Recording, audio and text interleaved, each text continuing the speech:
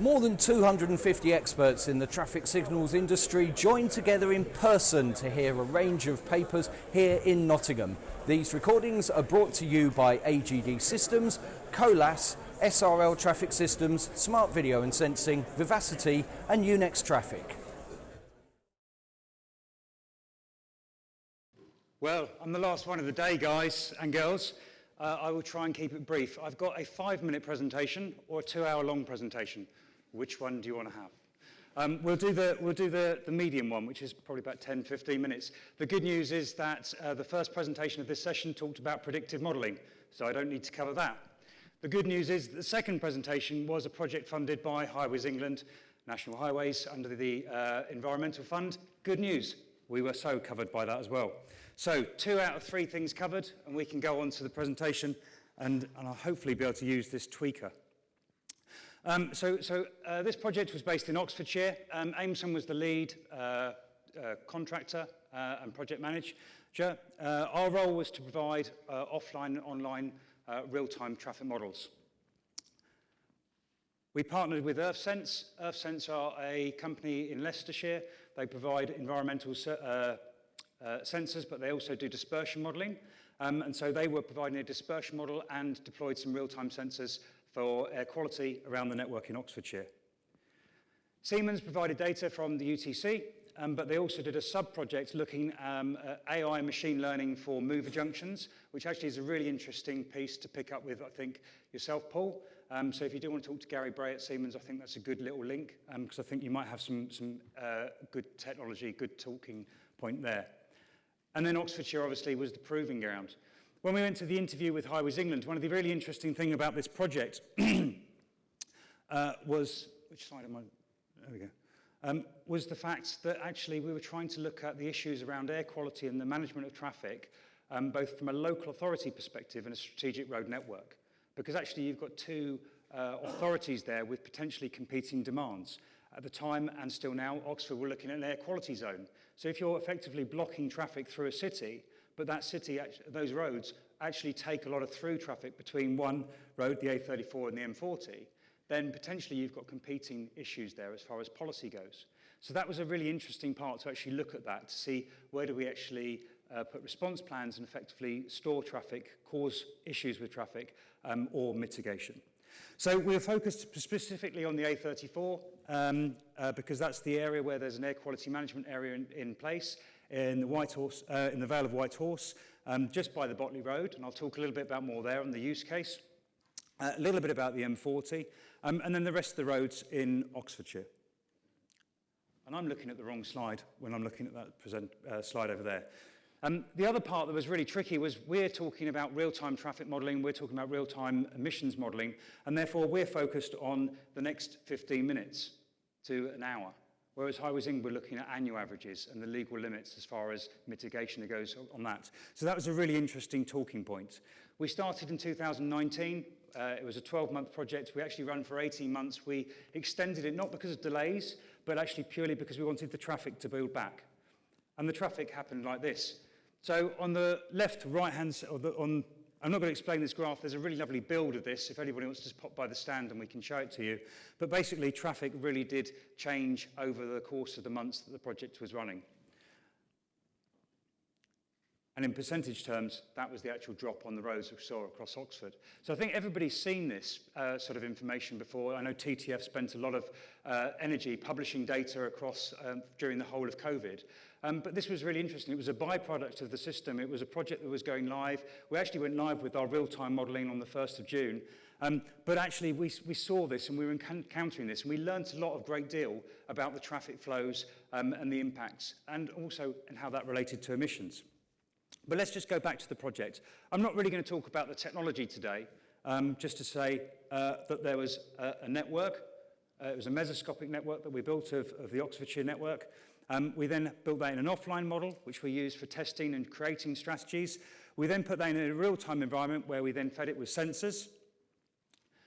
We then looked at those to create 24-hour flows, 24-hour data, and therefore we actually did some clustering analysis to find out the typical patterns that we could. And we found out that actually there was 10 different patterns that would cover 24/7, 365 days of the year. And we then use those to actually start to match our predictions and do some really intelligent things as far as our forecasting over the next 15, 30 minutes, hour. But we actually went a little bit further here is we did some decision support. So we actually compared a do-nothing situation with some strategies, some with response plans, to really provide whether there actually was something that we could do as far as traffic management goes to actually mitigate against air quality. And that was really the focus of the project.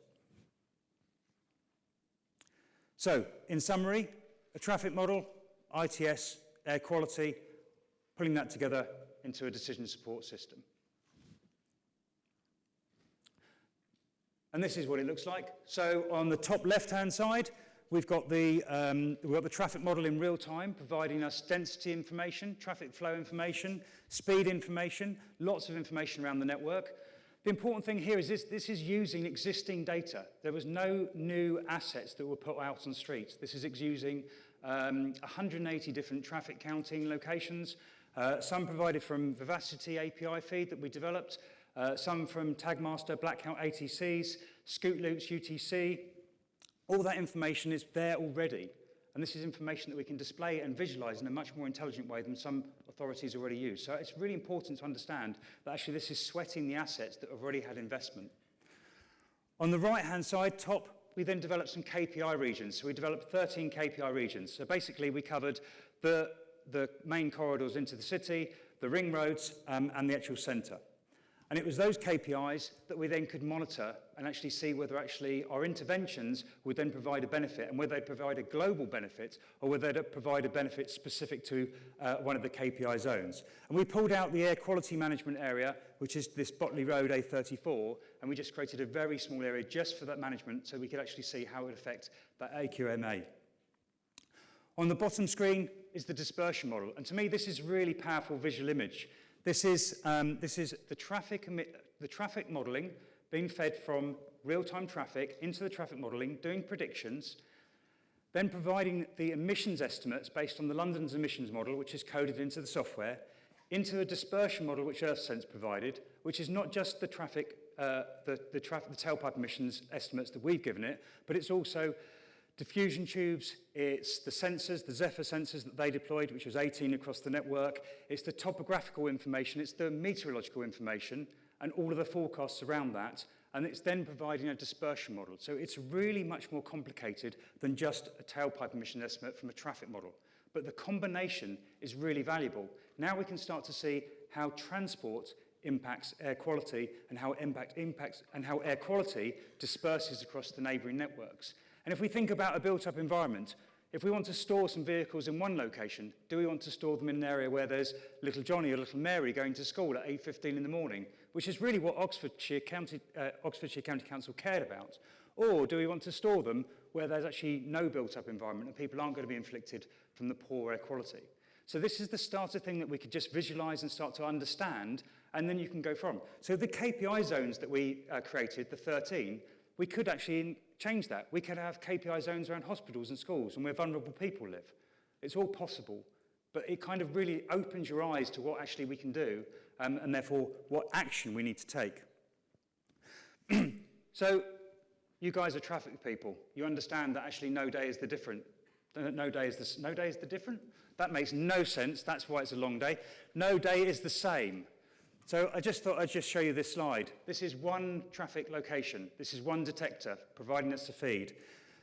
The pink area is the standard pattern. So that's what we typically see on a day at that location, or that route, if you like, that location.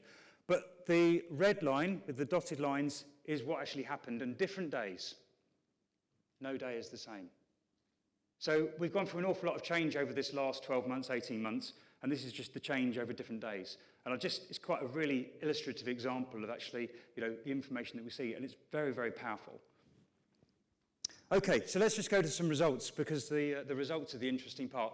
We did three use cases. The one that was really focused of the study was the A34 Botley Road. I'm not going to talk about all three of them because of time. I'm going to just talk about two of them.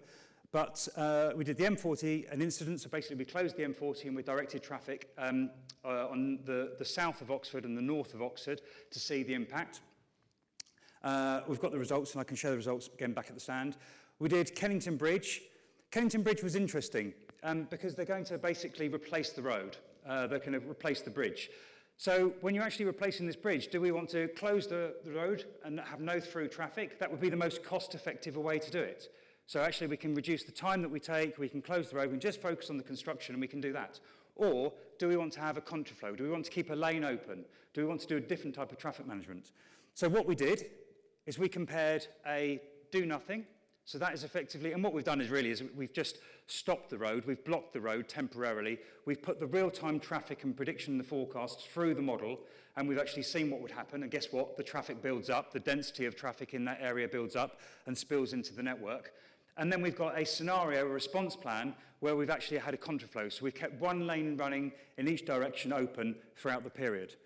So it's a bit of an illustrative example, but it just shows you what happens. This could just be a road accident. Which is the M40 Closure Incident, the example that we're talking about. But it's just illustrative of what predictive modelling and this comparison of decision support can do and deliver for you. So basically, 15 minutes, a little bit of delay on the left-hand side. Delay, density is building up. On the right-hand side, roads are quite clear. 30 minutes, roads getting worse. 45 minutes. Now, this is where it becomes interesting, because remember that comment about the policyholders. Who is actually managing the road network, Highways England or local authority, Oxfordshire County Council? You can start to see that the traffic is now building back, and now it's overspilling onto the A34. So the A34 traffic, I think there's one more example, A34 traffic is now affected by this local road issue. So that's really important. Highways England, and I'm just going to call them that for simplicity and time, but they've got a really big programme, or they've had programmes on collaborative traffic management, and you can start to see how that really plays into that conversation. And then lastly, because again, it's not just about what the traffic model is showing, it's about the dispersion. And again, on our stand, I can show you all those different build-up over the hour and how that goes. We did do some work, Margaret, and I'm happy to spend some time on this. We did do correlation of our tailpipe emission estimates from the LEM into the Zephyr sensors at specific locations of junctions where we had both values, and they do correlate. They are completely different. I understand that air quality dispersion is different from tailpipe emissions, and I'm not an air quality expert. I do know they're different, but there was some correlation into cause and effect in that instance. But I'll just finish off with the case study of the A34 Botley Road, because time is there and we want to get to the pub. So this is the area. We placed a strategic Zephyr sensor, so we actually had some real-time readings on that as well. This is the area of the network, and 2 more slides, and this is the last one. I'm going to have to go over here because I can't read my typing. So, importantly, only 57% of the days that we did our evaluation on, air quality threshold was exceeded. So actually 43% of the day, we were actually under the air quality. Now this was October, November 2020, so traffic was lower. Of those days, doing an intervention, so actually playing a response plan in, actually provided benefit in 65% of those occasions.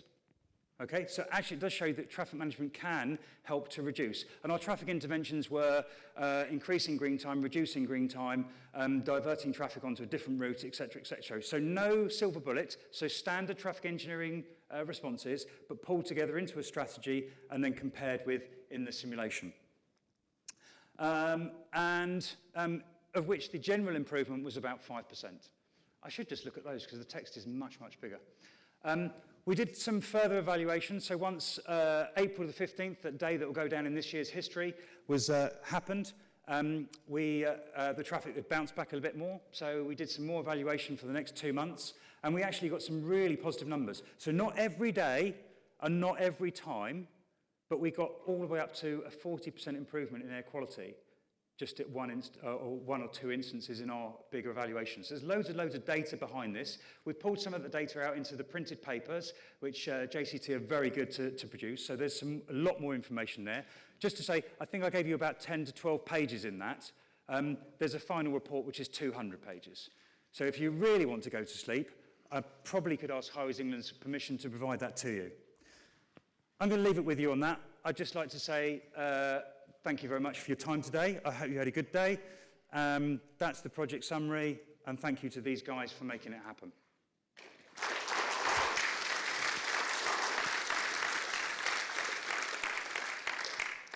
Thanks very much indeed, Gav. It was No questions from Margaret, because I've been nice to her. I fear your questions. Yes, I'll invite people to ask questions from the floor. Surely you've got loads to ask. What time does the bar I think open? probably the free drinks are more important. I must ask you then. Yes.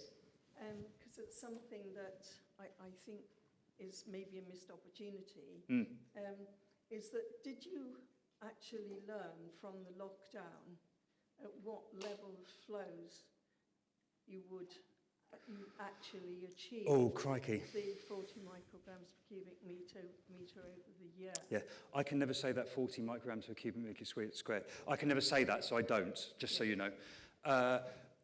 I would say yes, we probably did learn that. I mean, we learned an awful lot. We expected, one part of the evaluation we did, or some of the days we did, we expected air quality to not be an issue, but it was an issue because it was cold and it was cloudy. Yeah. And it's like, and it's, you know, not being an air quality professional, whatever the term is, you know, we learned so much, even in just touching the surface. And that's why no day is different, no morning is different. We found that some strategies worked sometimes, and sometimes strategies didn't work. Sometimes the same strategy that was performing well the day before actually performed worse. Yeah. Because the weather data had changed. Yeah, absolutely, because the prediction should be based on the forecast. Yes. From the day before, or yes. for horizons up to 72 hours. Yes. Okay, well, I'm very conscious that we've got to the end of a very long day. But what I just wanted to say on reflection of this last session specifically, but of what's been presented today, is that everybody's doing really good work using ITS to deliver particular solutions and solving problems. But they're also such a rich source of data. And so if we can integrate the data across all the different technologies that we have available, then we can begin to understand our problems. And then through modelling, they can inform and design solutions. But then by implementing the solutions, we've still got the data as a byproduct of the ITS to evaluate the impact. So we've got the tools that can, you know, complete the whole story. And it's something that's been very close to my heart throughout my career. And I really do hope that, you know, we'll build, sort of go from strength to strength, as people have shown today. So can I thank all the speakers again for this session.